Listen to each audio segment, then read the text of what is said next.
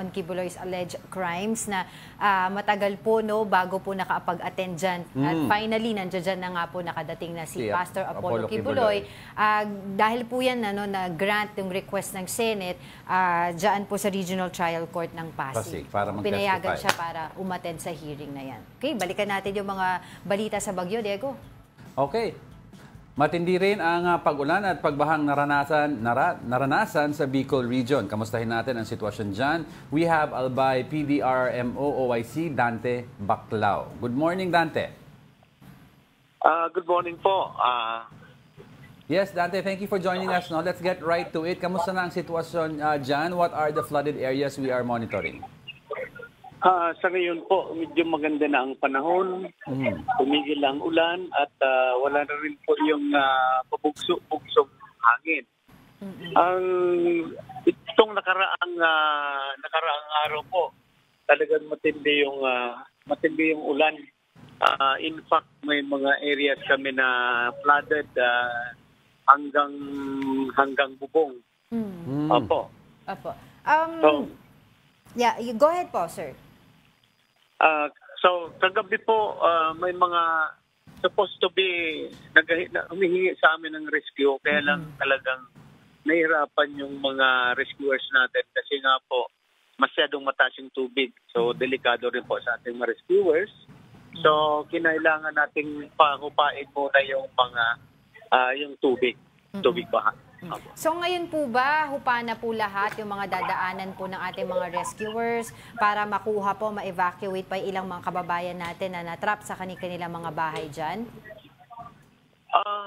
May mga areas pa po na may mga tubig pa, pero yung iba po pa na umuhupa na.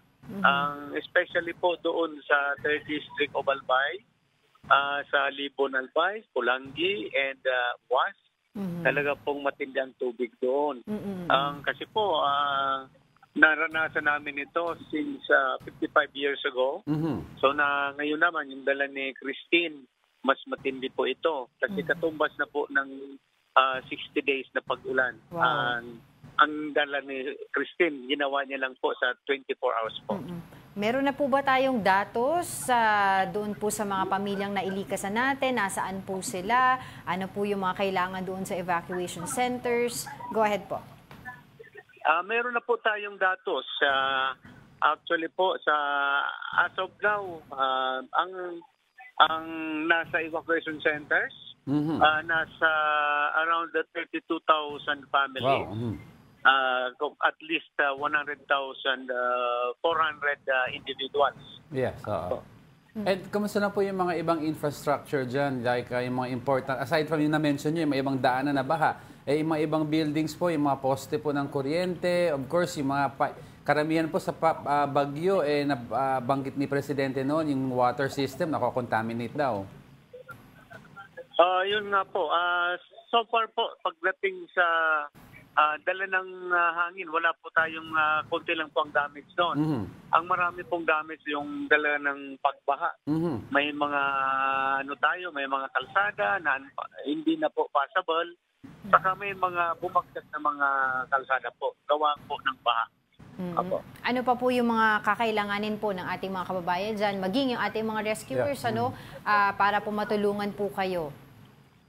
Ang pinakakailangan po namin ngayon ay yung mga pagkain, kagaya po ng bigas, yung kagaya ng kung pwede po, tubig, tapos po medicines, and nag-request na rin po kami sa OCD. Kailangan namin ng yung malalaking sasakyan na pwedeng kahit sa baha, pwede pong magamit. Alright, sige. Patuloy po kaming makikipag-ugnayan sa inyo. But for the meantime, maraming salamat po at ingat po kayo dyan. Dante Baclao o Balcao, OIC of Albay PDRRMO.